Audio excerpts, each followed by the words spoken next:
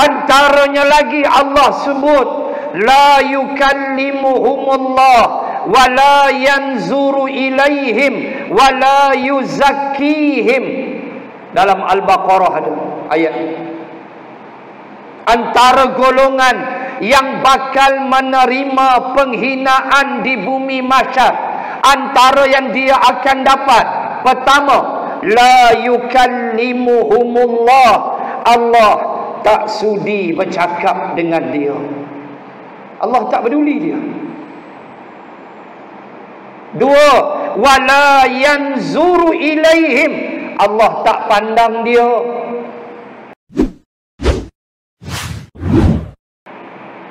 Seorang ulama berbangsa Turki, orang Turki,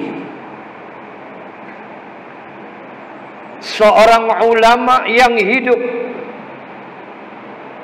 di zaman Atatürk dan membetulkan kepincangan dalam sistem pendidikan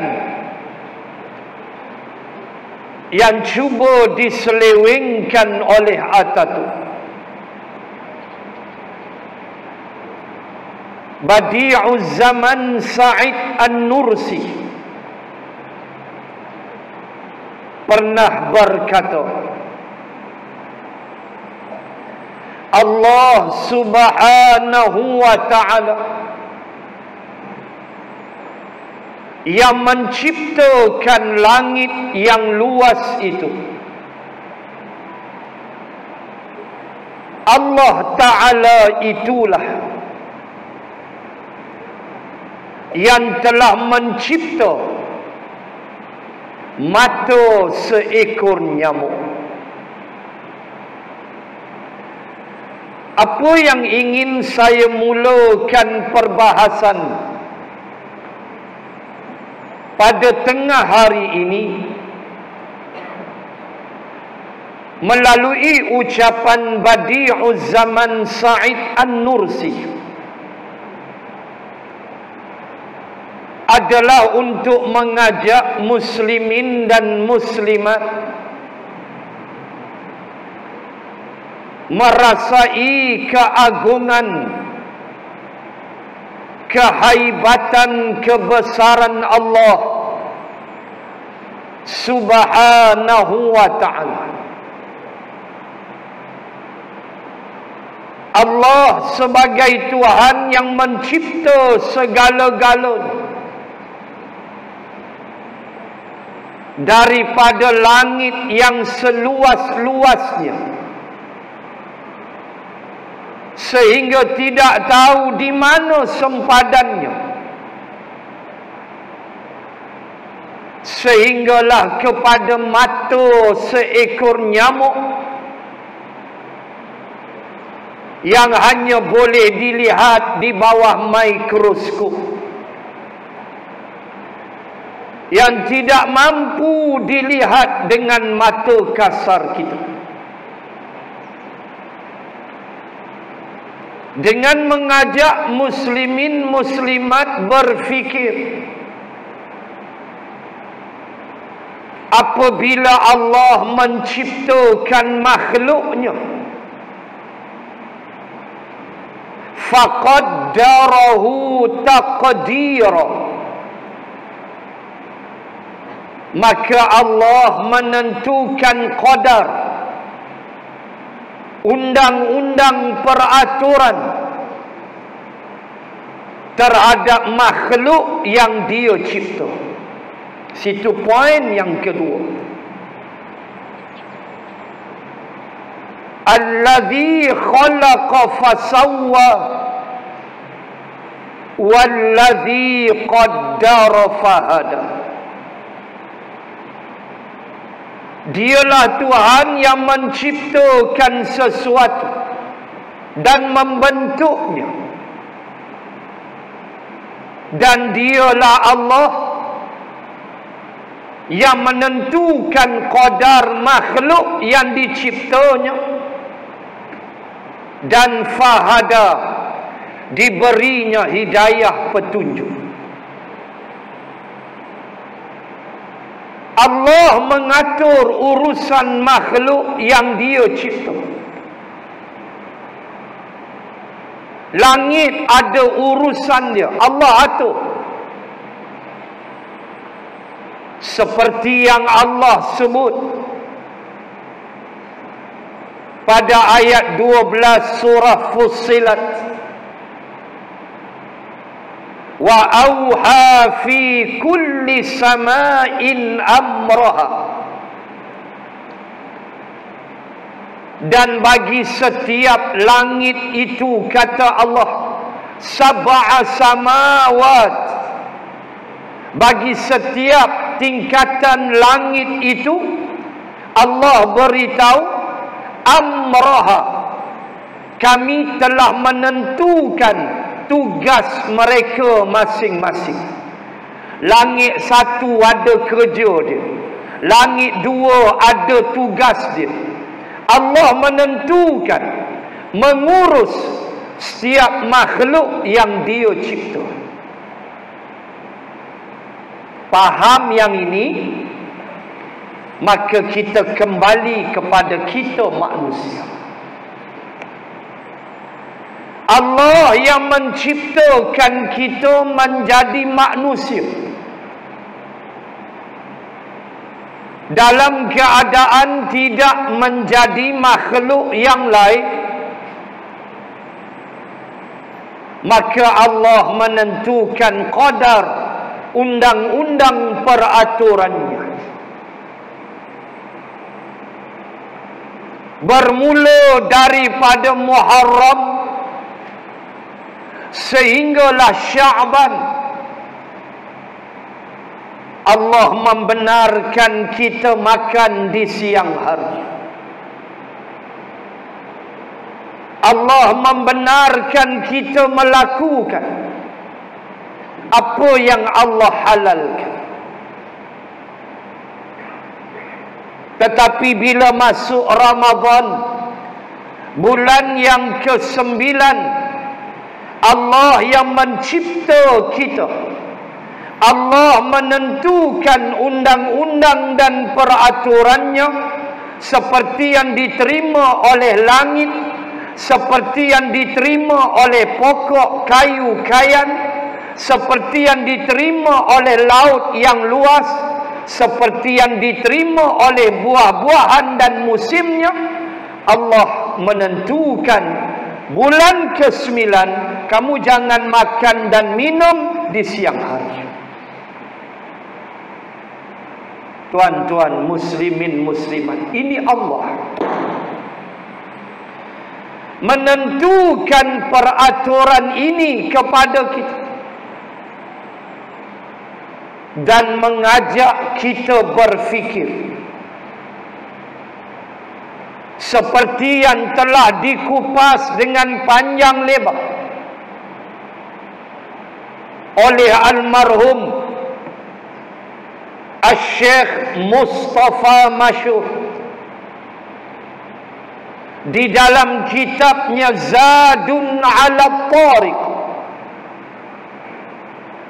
ketika dia membahaskan rahsia-rahsia falsafah yang mesti dicedok, yang mesti digali, dihadamkan oleh umat Islam, supaya umat Islam menjadi umat yang cemerlang, bukan hanya berlega pada tidak makan, tidak minum, and the bazar Ramadan. Tu aja. Tiap tahun benda sama. Sedangkan rahsia falsafah yang dibentang oleh para ulama, kalau kita kaji, menjadikan kita umat terkehadapan mengatasi umat yang lain. Maka kita nak tengok sikit dibahaskan dalam kitab Zadun ala Tariq.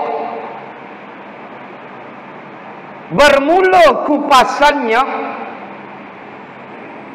daripada melihat anak bulan Ramadan.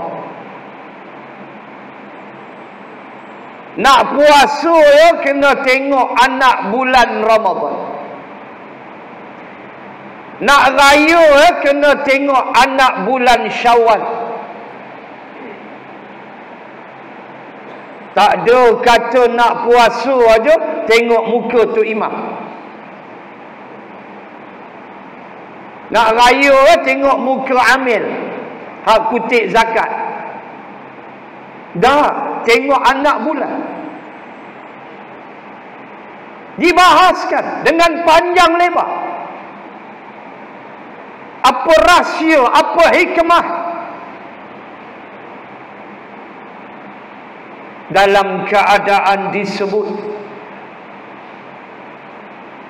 apabila berpuasa melihat anak bulan Ramadan pakat teropong ramai-ramai di tempat-tempat yang kita mafhum di Malaysia ini.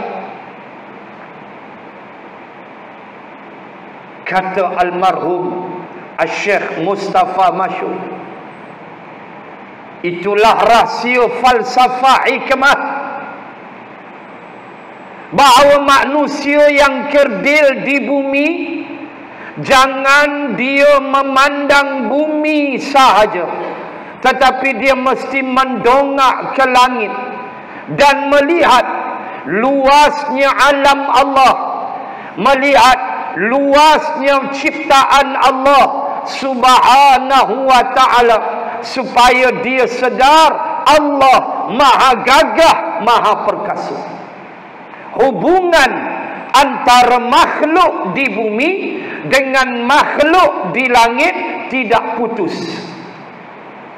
Itu rahsia tengok anak bulan. Ada hubungan antara kita dengan makhluk di langit, dan ia berkait rapat dengan penorokaan ilmu-ilmu sains yang akhirnya menjadikan umat Islam, umat yang pernah disebut oleh sarjana-sarjana barat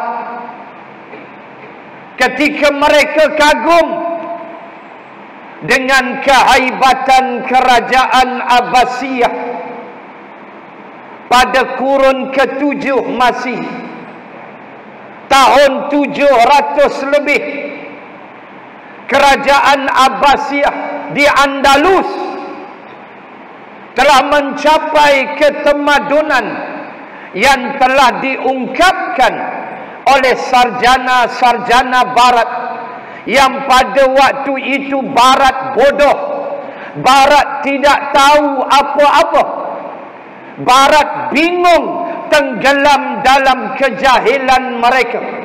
Barat berperang sesama mereka. Di Amerika berlaku perang saudara, utara dan selatan, North and South. Perang Amerika Utara, Amerika Selatan. Berlaku peperangan North and South dalam sejarah. Di England berlaku perebutan kuasa antara Raja Louis Henry dan sebagainya.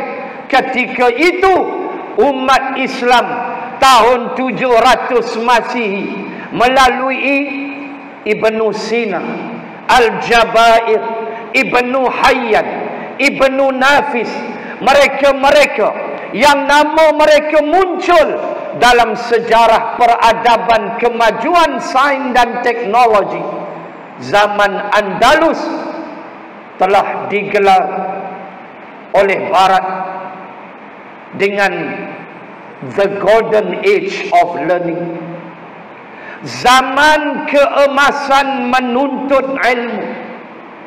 Barat menggelarkan zaman Andalus kecemerlangan matematik, kecemerlangan algebra, sains, penerokaan angkasa raya, bumi yang berputar, langit yang menurunkan hujan dan salji, matahari yang bergerak dalam keadaan dia berada di atas paksinya, bumi yang berputar di atas paksinya. Semua ini mengagumkan Barat, dan mereka gelar Andalus zaman itu zaman keemasan menuntut ilmu, the golden age of learning. Ini rahsia tengok anak bulan, supaya kita faham betapa Allah Subhanahu wa ta'ala mengajar kita melalui perbuatan-perbuatan ini. Tuan-tuan muslimin muslimat, seorang saintis berbangsa Itali, nama dia Galileo Galilei, telah dihukum mati oleh Eropah tahun 1600 lebih. Dia dijatuhkan hukuman mati oleh Eropah hanya semata-mata dia berkata bumi berputar di atas paksi. Sebelumnya Eropah bersetuju bumi tidak berputar. Lalu Galileo Galilei telah membaca tulisan-tulisan ulama di zaman Andalus, antaranya Al-Biruni yang telah ukur lilit bumi. Tuan-tuan, ukur lilit bumi, diameter bumi, orang Islam ukur. Punya hebat kita. Mai kat kita bazar Ramadan, takat tu Ramadan, lepas tu balik rokok lena. Kat tu lah kita. Al-Biruni yang telah membawa teori itu. Lalu Galileo Galilei 500 tahun setelah kematian Al-Biruni, Galileo kata bumi berputar at its own axis, di atas paksi. Di samping dia berputar mengelilingi matahari, dan matahari juga berputar dalam bentuk eclipse. Ini belajar sains. Galileo Galilei dibicarakan bukan di bawah 39B Akta Dadah Berbahaya 1952, tetapi dia dibicarakan kerana kata bumi berputar. Dihukum mati dia. Teori diambil 500 tahun setelah kewafatan Al-Biruni, sarjana Islam yang telah mewarnai kecemerlangan Andalusia. Allahu Akbar. Punya bodohnya Barat. Lalu Galileo Galilei jadi takut. Dia takut dengan hukuman mati itu. Maka akhirnya dia kata, saya silap. Dia kata bumi tak berputar. Maka hukuman mati ditarik balik. Gila babi betul. Punya teruk. Sebab itu jangan ada yang berkata bumi tidak berputar. Belajar. Kalau tak ada ilmu, duduk diam-diam. Keep your mouth shut. Jangan cakap, buat malu kat orang. Jangan kata bumi tak berputar. Sarjana-sarjana Islam mengemukakan teori mereka. Galileo Galilei membawa teori itu di Eropah ketika Eropah bodoh, jahil, bingung, tak tahu apa. Dan dengannya dia dihukum mati, tetapi dia menarik balik statement dia. Ini yang pertama. hubungan kita di bumi dengan langit cakrawala yang luas. Jangan duk pijak bumi aja. Tengok sama alam yang luas. Itu rahsia pertama dan membawa kepada penemuan-penemuan yang haibat. Ketika seorang angkasawan Cina, ni kisah benar. Nak tengok tuan-tuan hebatnya Islam, hebatnya Quran yang mendedahkan semuanya, yang baru diketahui oleh orang-orang barat, orang-orang bukan Islam lately ini, kebelakangan ini. Seorang komando Cina, boleh buka dalam YouTube, Ling Li ke apa ke nama Cina ni, saya pun tak hafal kan? Tapi cerita tu kita tahu. Dia ketua bagi satu misi yang negara Cina hantar, berada di luar orbit bumi. Adalah buat kajian di angkasa. Bila dia balik ke bumi di negara Cina, dia panggil BBC, British Broadcasting Corporation. Hak channel news tu lah, macam kita RTM lah. Panggil BBC, interview. Ketua angkasawan Cina ini, dia kata apa?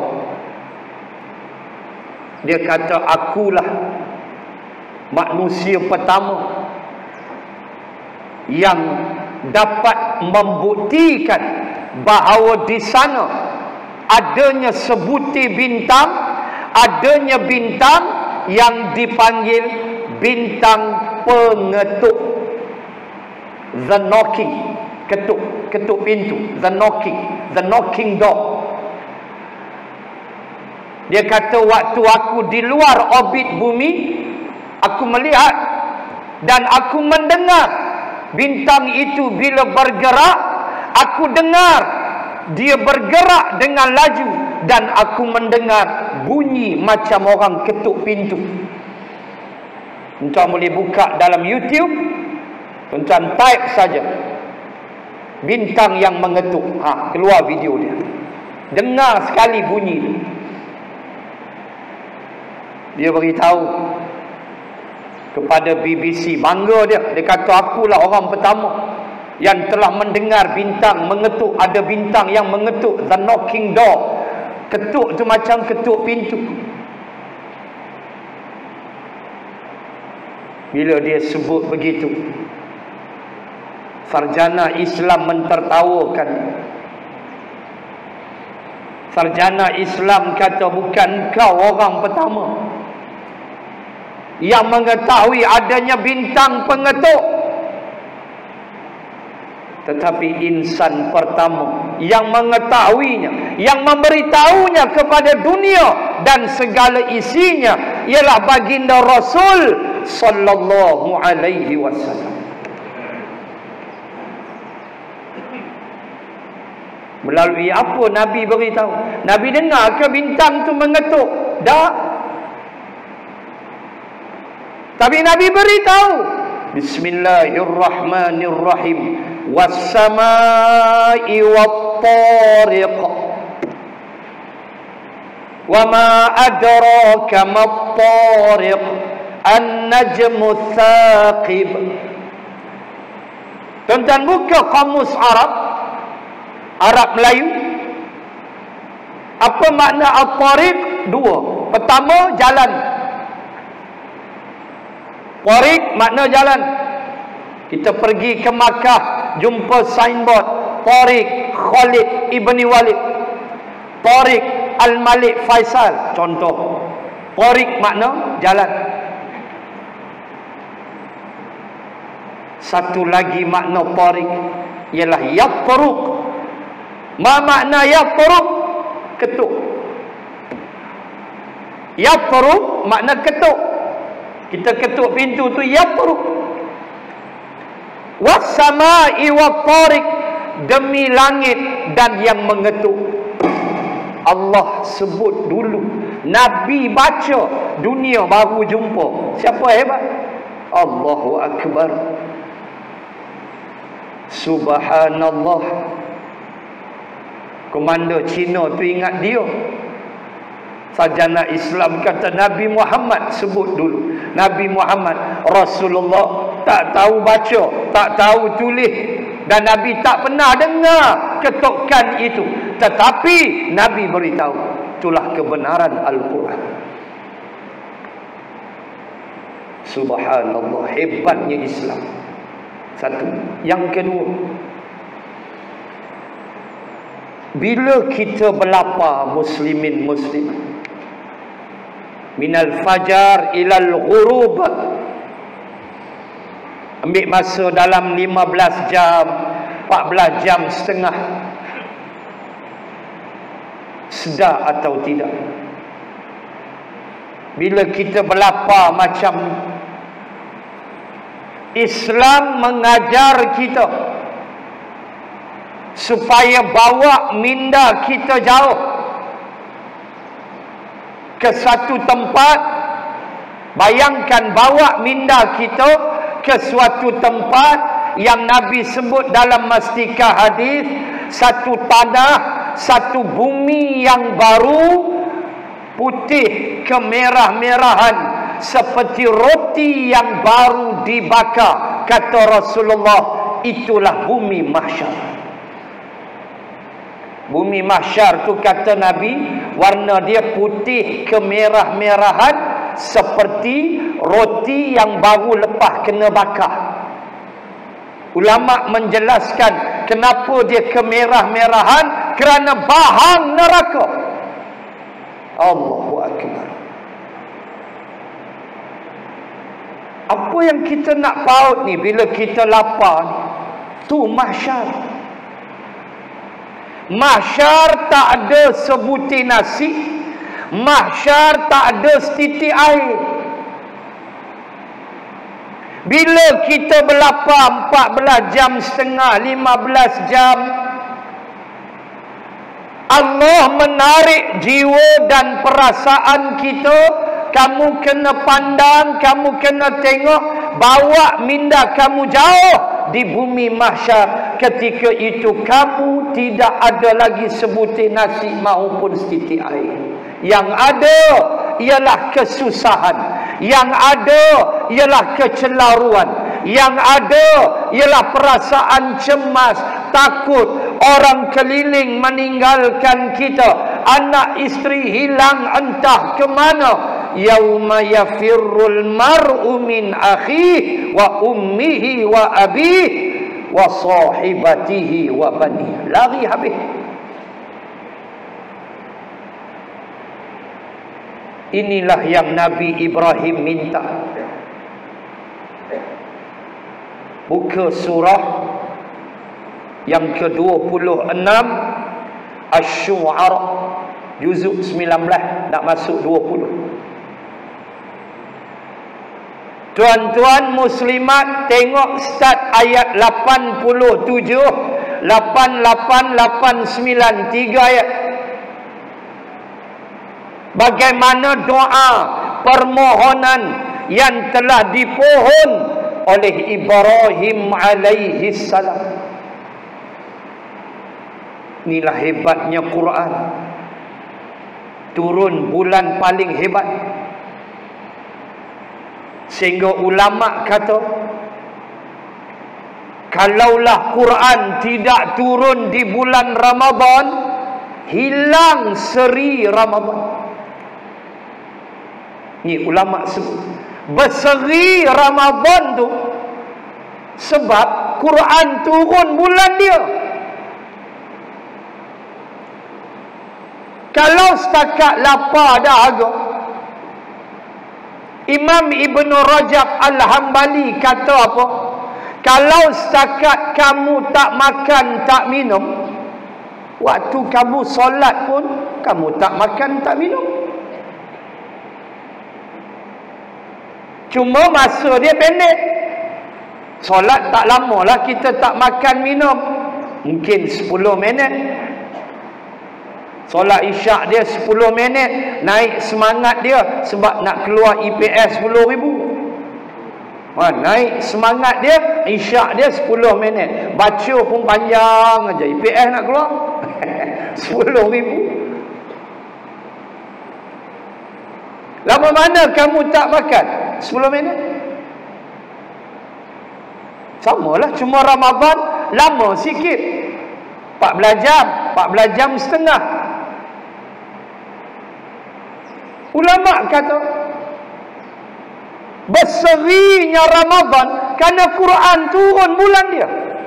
Di situ seri dia.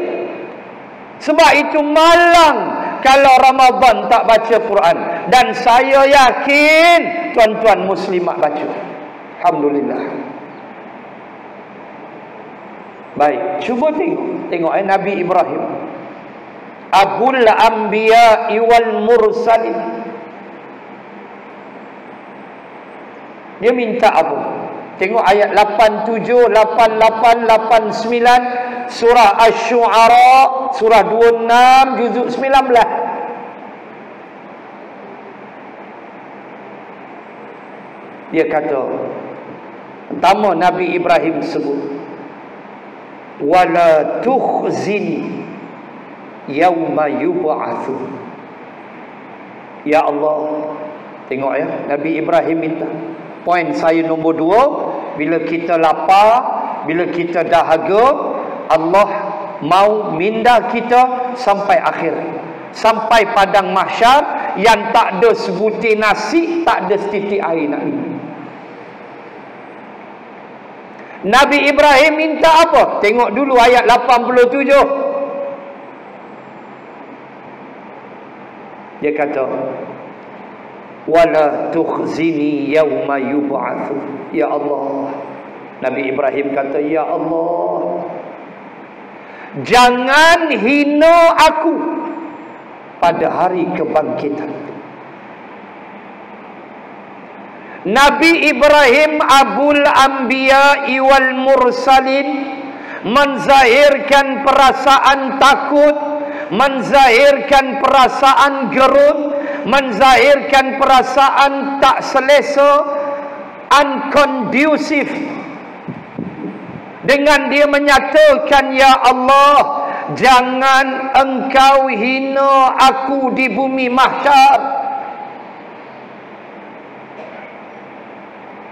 Tuan-tuan buka tafsir Ibnu Katsir, tafsir mana pun buka. Antara yang dimaksudkan dengan dihina di bumi mahsyar ialah dikutuk, dicaci, dilaknat oleh malaikat. Antaranya lagi Allah sebut, la yukallimuhumullah wa la yanzuru ilaihim wa la yuzakkihim. Dalam Al-Baqarah ada ayat. Antara golongan yang bakal menerima penghinaan di bumi mahsyar, antara yang dia akan dapat, pertama, la yukallimuhumullah, Allah tak sudi bercakap dengan dia. Allah tak peduli dia. Dua, wala yanzuru ilaihim, Allah tak pandang dia. Kita nak pandangan rahmat Allah pada hari kiamat, Allah tak pandang dia. Yang ketiga, wala yuzakkihim, tidak dibersihkan dia dari dosa-dosa dia. Oh, parah kena hak ni habis. Allah tak cakap, Allah tak tengok, Allah tak bersihkan kita dari dosa-dosa yang kita bawa ketika bertemu Allah. Ini antara bentuk penghinaan. Nabi Ibrahim minta, ya Allah, wala tukhzini yauma yub'atsun. Tuan-tuan boleh bayang tak? Berdiri ketika tiada siapa lagi nak tolong kita, berhadapan dengan Allah. Allah akan korek, summa latus'alunna yawma idzin 'anin na'im. Aku akan soal, aku akan tanya segala nikmat yang aku dah bagi dekat kamu, aku akan tanya, korek di bumi mahsyar. Imam Hasan Al-Basri setelah minum segelas air sejuk, habis-habis dia minum, dia pengsan. Sedar-sedar anak murid tanya, kenapa Tok Guru pengsan? Dia kata, aku teringat firman Allah, thumma latus'alunna yawma idzin 'anin na'im. Aku akan tanya, kata Allah, setiap nikmat yang aku beri pada kamu. Lalu aku teringat segelas air yang aku minum, pasti Allah akan tanya. Allahu Akbar. Kita boleh bayang, tidak bergerak kaki anak Adam, melainkan ditanya umurnya, masa mudanya, hartanya, ilmunya, mana yang dia amal. Allah, siapa nak tolong kita waktu tu? Lari habis, nafsi-nafsi. Maka Nabi Ibrahim ajar, walaupun Nabi Ibrahim takkan dihina Allah, tetapi dia minta untuk jadi pedoman kepada kita yang banyak dosa ini, supaya sedar bahawa hari kiamat, mahsyar itu amat menakutkan, amat membimbangkan hati orang-orang yang beriman.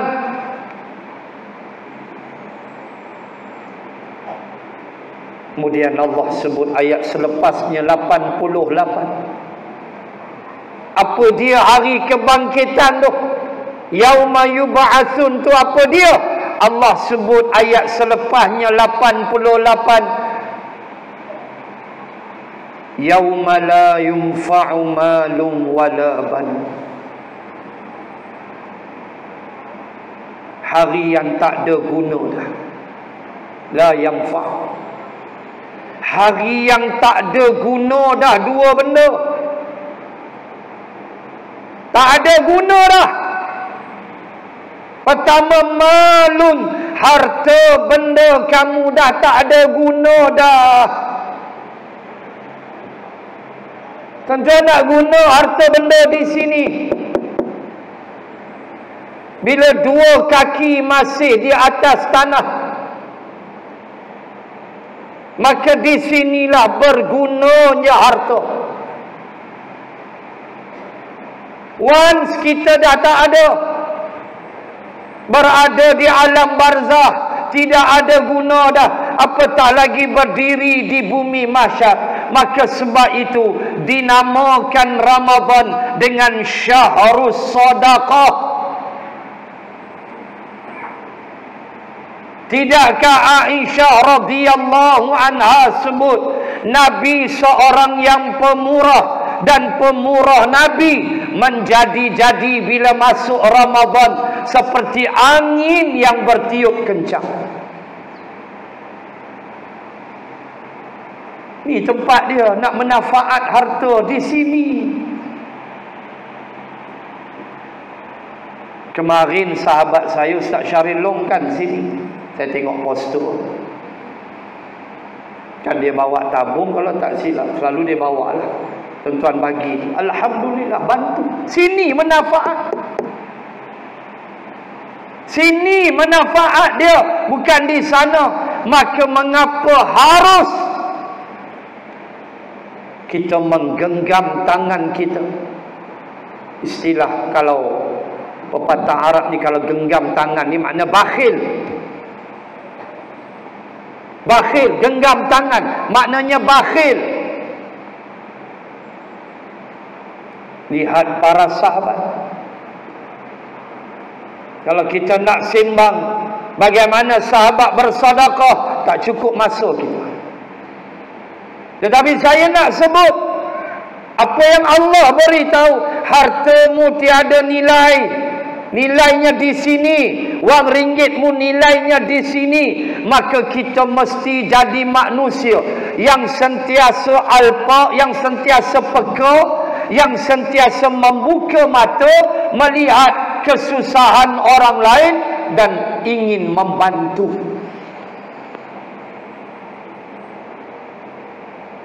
Tuan-tuan muslimat, sebab itu pepatah Arab menyebut al-kafan ma la jaibun. Ini pepatah Arab. Al-kafan, kain kafan itu, ma la jaibun, dia tak ada poket. Ini pepatah Arab. Kain kafan tak ada poket. Taulah kalau tuan-tuan mati suruh buah poket. Buat poket. Kafan tak ada poket. Itu pepatah Arab. Malah jaibun. Nak gambar apa? 5 sen pun kamu tak bawa masuk kubur. 1 ringgit pun kamu tak bawa masuk kubur. Hatta terompah jamban pun tidak dipakaikan padamu ketika kamu keseorangan di dalam kubur. Maka jangan jadi insan bakhil. Asy-syaitanu ya'idukumul faqra wa ya'murukum bil fahsya. Wallahu ya'idukum maghfiratan minhu wa fadla. 271 Al-Baqarah juzuk 3.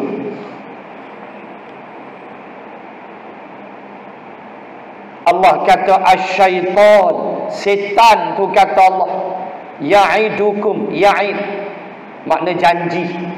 Syaitan menjanjikan untuk kamu, ya'idukumul faqra. Syaitan janji dengan kamu jadi fakir. Kalau bersedekah fakir. Sedangkan ini Ramadan, peluang yang cukup dahsyat yang Allah izinkan kita duduk di bulan Ramadan. Tak sama sedekah bulan Syakban dengan sedekah bulan Ramadan. Tidakkah Nabi sebut sebaik-baik sedekah ialah bulan Ramadan? Tiba-tiba masih merasa sempit lagi.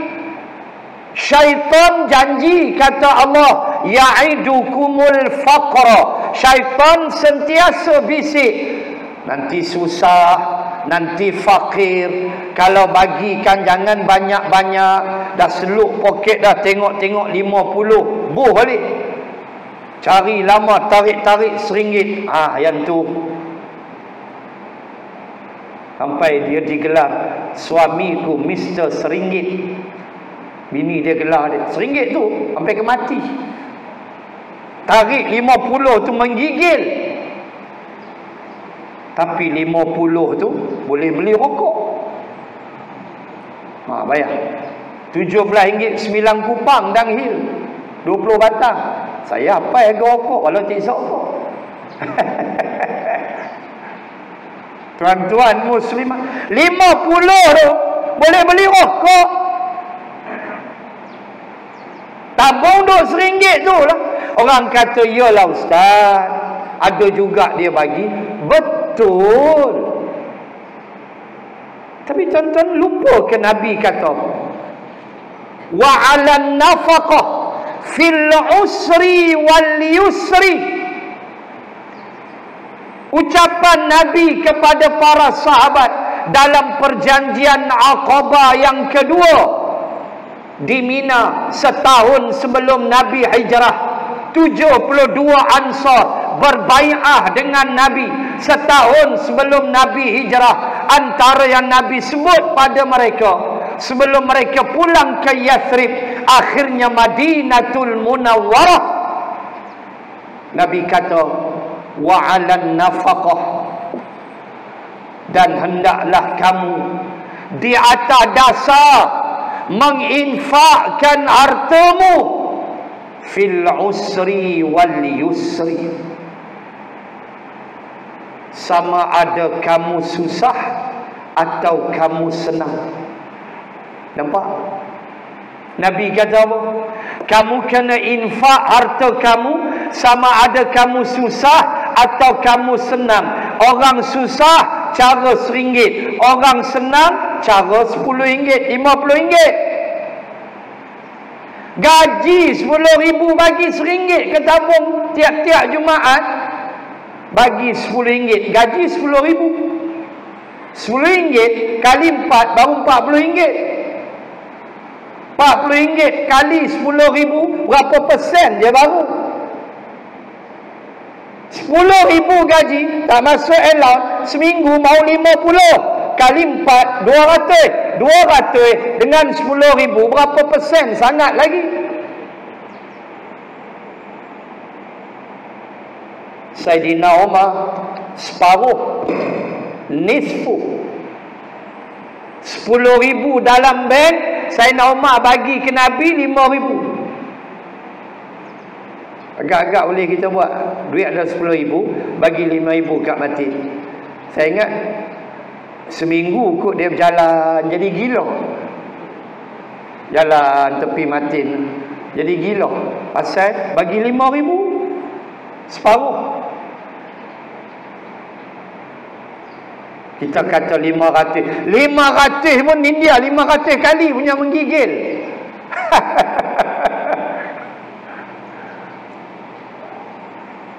Jangan dok kata, dia dah bagi dah ustaz. Apa ustaz marah-marah walau RM1? Dah, Nabi bagi tahu. Kena infak, tengok keadaan kita. Kalau kita senang, orang senang, tak layak RM10 tabung, tak layak. Mau lebih. Kalau awak susah, anak 13, gaji RM2,000, ayah RM1. Nak beli rokok lagi.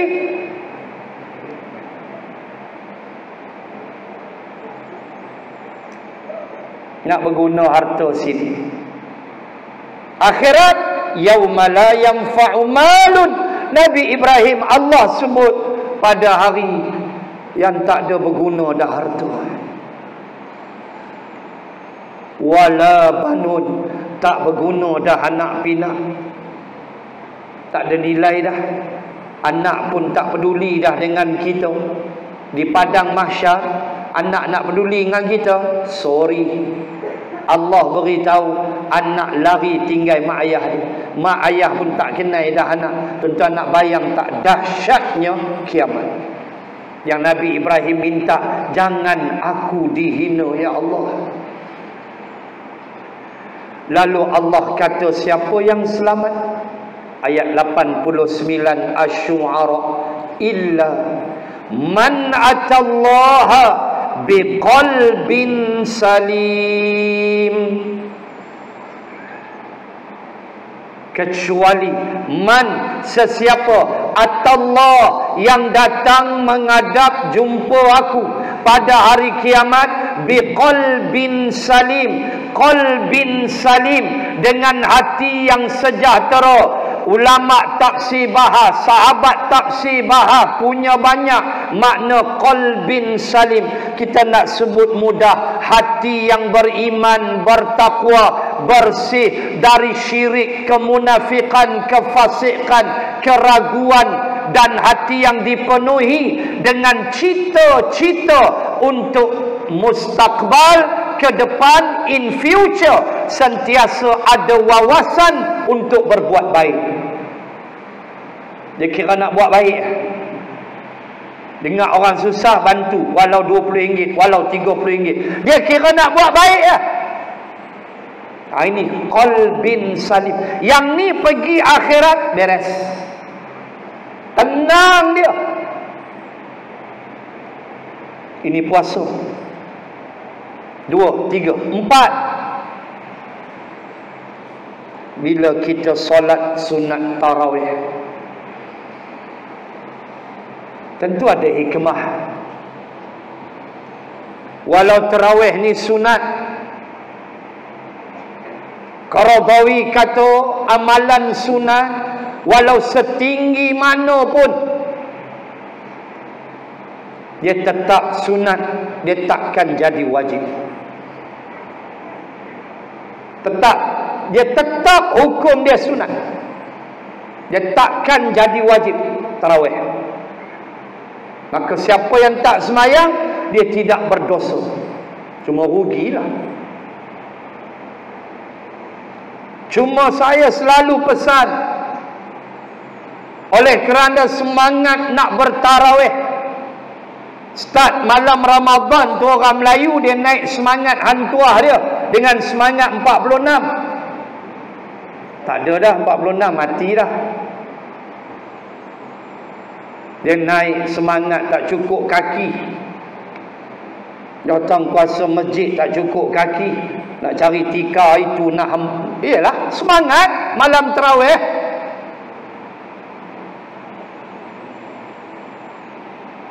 Tuan-tuan, saya selalu pesan, tolong jangan tinggalkan ba'diyah Isyak.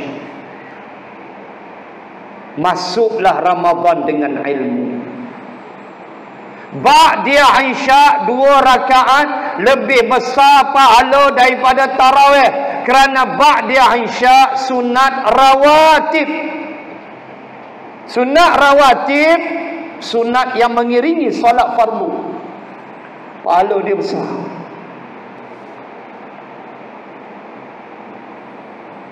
Kita tinggal punya semangat nak tunggu Tok Bilal. Subhanallah, alhamdulillah. Dia nak tunggu Tok Bilal itu. Semangat dia 2 rakaat ba'diyah Isyak dia buat tak tahu aja. Rugi dia. Bila kata tarawih itu sunat, itulah yang pernah disebut oleh Sayyidina Mu'adz bin Jabal ketika Sayyidina Mu'adz bin Jabal hampir menemui kematian, ketika dia berkata pada anaknya ketika dia sedang sakratul maut, kata Mu'adz bin Jabal, aku seronok hidup di dunia, aku suka dunia sebab aku boleh banyakkan sujud kepada Allah. Sebab itu aku suka dunia. Kerana itu banyak sebab, saya ambil poin itu saja. Kenapa dia suka hidup di dunia? Antaranya sebab di dunia aku boleh sujud kepada Allah. Imam Ghazali kata dalam Hidayatus Salikin, amalan wajib dan amalan sunat seumpama orang yang berniaga. Orang yang berniaga, kata Al-Imam Syafi'i, kata Imam Al-Ghazali, tentulah dia perlu 2 benda. Pertama, dia perlukan modal. Tanyalah saudara kita yang berniaga di bazar Ramadan, apapun jualan mereka mesti ada modal. Nak niaga kuih ke apa, mesti ada modal. Nak beli tepung, nak beli gula putih, mesti ada modal. Orang berniaga, kata Imam Ghazali, mesti nak untung. Dia nak untung. Mana ada orang berniaga tak nak untung? Pergi tanya kawan-kawan kita berniaga. Paling tidak satu malam RM20, RM30 untung jadilah. Atau lebih lagi. RM30, RM50 lah. Kita kata kali 30, RM1,500 sebulan. Untung. Dah tolak modal dah. Dapat RM1,500. Boleh lah. Pokok 3 kartun nak beli. Abuan raya. Kepiah raya tak payah beli ustaz. Tahun 60-an punya duk ada lagi kepiah. Dia beli rokok lah. Mesti nak untung. Mana ada. Nah, dan kita pergi kedai Cina, orang tanya, Abek, lu macam mana berniaga? Hayya, tak lah untung lah Haji. Bohong. Tak lah untung. Apa? Mesti ada untung. Mana ada orang berniaga tak lah untung? Mesti nak untung. Maka Imam Ghazali kata, solat amalan yang fardu, adalah modal orang berniaga. Amalan sunat adalah untung si peniaga. Nah, kamu tak banyak solat sunat, kamu tak peduli tarawih, ba'diyah, qabliyah, kamu pulun 5 waktu aja, kamu seperti peniaga yang balik modal. Letih tak niaga balik modal? Letih, tak ada untung, letih, penat badan, balik modal ya. Tetapi kalau kita banyakkan amalan sunat, itulah untung bagi orang berniaga. Maka solat sunat tarawih adalah untung bagi kita, dan hanya ada di bulan Ramadan sahaja. Muslimin dan muslimat, akhirnya marilah kita menjadi golongan yang terakhir, sifat yang terakhir pada ayat 17 surah Ali Imran, pada juzuk yang ketiga, ketika Allah menyenaraikan 5 sifat ahli syurga. Di penghujung tu, di penutup ayat 17 Ali Imran, mari kita jadi golongan ini, yaitulah wal mustaghfirina bil ashar, mereka yang minta ampun waktu sahur. Maksud mudah, jangan makan sahur sahaja, tetapi solatlah 2 rakaat, 4 rakaat, dan mintalah ampun kepada Allah. Allah sebut bil ashar, Allah sebut waktu sahur, Allah sebut mustaghfirin, golongan yang suka minta ampun ketika sahur. Dan sahur ialah sebelum subuh. So makan, jangan tak makan, tetapi tolong bangun awal sikit, dan solatlah paling tidak 2 rakaat. Dan saya yakin tuan-tuan muslimat, anak-anak sekalian, kita buat benda ini. Saya yakin, seyakin-yakin, paling tak ada 2 rakaat, memohon ampun kepada Allah atas segala kealpaan dosa-dosa yang telah kita buat, memohon rahmat dan kasih sayang Allah, yang kita tak tahu ke depan bila lagi, entah bila malakul maut nak menarik nafas, nak menarik nyawa kita tak tahu. Maka kepada Allah kita pohon kasih dan sayangnya, rahmatnya yang tiada bertepi. Dia Ar-Ra'uf, dia Al-Wadud, dia Al-Ghafur, dia Ar-Rahim. Dia sayang kat kita. Dia hanya tidak menerima dosa syirik sahaja. Apa dosa yang kita dah buat dulu, inilah peluang dia. Walaupun bulan lain memang kita minta ampun, tetapi Ramadan so special. Rugilah kalau kita tak masuk dalam golongan wal mustaghfirina bil ashar, golongan minta ampun waktu sahur.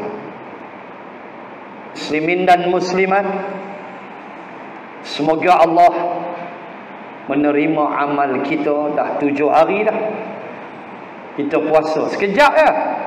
Tuan perasan kan, sekejapnya dah 7 hari. Astaghfirullah, sekejap tuan-tuan. Nanti gerak-gerak dah 14 hari. Jam celik, makan isyak okok 3 minggu dah.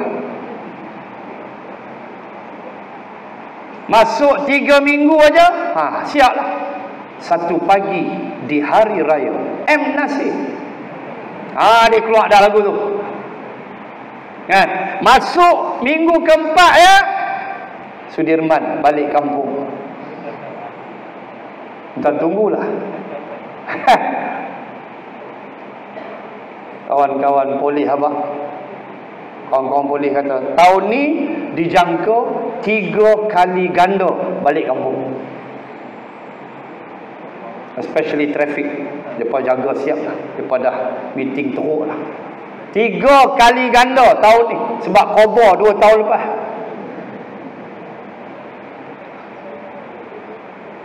Balik kampung juga. Malam raya jaga, juga malam yang mustajab doa. Ingat tu Imam Syafi'i sebut malam raya.